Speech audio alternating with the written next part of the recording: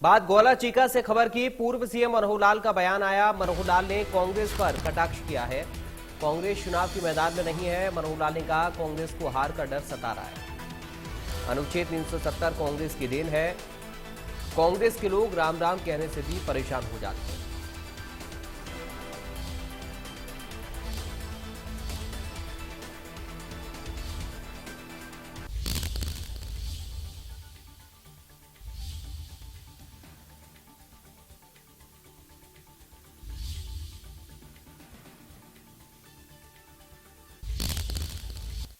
मित्रों, जब भी कभी कहा जाता है कि गरीब को मकान मिलना चाहिए, जब मकान को देखते हैं तो परेशान हो जाते हैं कांग्रेस के लोग। अंदर किसी के घर में चले जाएं, अगला चाय पूछता है तो ये परेशान हो जाते हैं।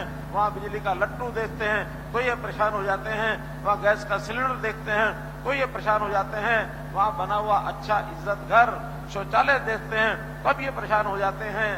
और तो और परिवार के सब लोगों के लिए जब 5 लाख की बीमे की बात बताई जाती है तब कांग्रेस वाले नाराज एकदम परेशान हो जाते हैं।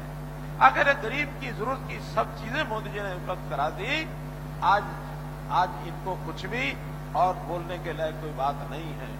और बात तब तो बहुत ही एक विशेष प्रकार की परेशानी हो जाती है कि जब बाहर निकलते हैं और निकलते हुए हमारा जो नागरिक है, गरीब व्यक्ति है, दरवाजे पर कह देता है, अच्छा जी राम राम जी कहते ही कांग्रेस वालों के बहुत सांप लौट जाते हैं इनके कलेजे पर। और ये गरीबी की दूर करते हैं, बात करते हैं गरीबी दूर करेंगे।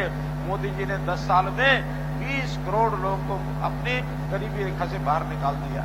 जबकि इनकी दादी वो 1970 में कहती थी क्या गरीबी हटाओ गरीबी भगाओ। इस नारे पर उन्होंने सरकार बनाई थी। आज तक गरीबी, ये भी 25-30 साल उसके बाद, 70 के बाद भी कम से कम 30 साल राज किया, ये गरीबी दूर नहीं कर सके। आज हमको गारंटी है कि हमारे मोदी जी देश के अंदर इस प्रकार की योजनाएं दे रहे हैं। युवकों को लोन दे रहे हैं, महिलाओं को लोन दे रहे हैं, रेडी फड़ी वाले, गुमचे वाले, उनको भी 10,000, 20,000, 50,000, 1 लाख उनको भी लोन दिलाते हैं। किसानों को खाते में 6,000 रुपये हर साल डालते हैं। किसानों की फसलें 14 फसलें हम एमएसपी पर खरीदते हैं मित्रों, 14 फसलें। हमारे कैलाश भगत जी बैठे हैं, एफेड को हमने निर्देश दे रखे हैं, जब भी फसल आती है सेंटर खरीदे ना खरीदे, एफेड के माध्यम से आप हर फसल को जाकर के खरीदो।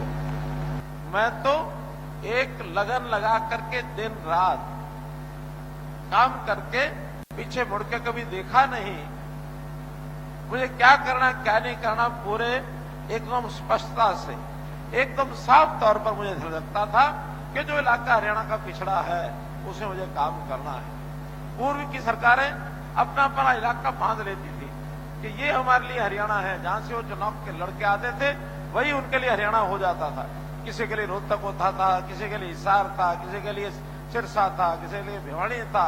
लेकिन मनोहर लाल ने चुनाव भले करनाल से लड़ा हो, लेकिन पूरे हरियाणा का एक समान विकास, ये मेरी प्राथमिकता भाई बहनों हमेशा प्राथमिकता रही।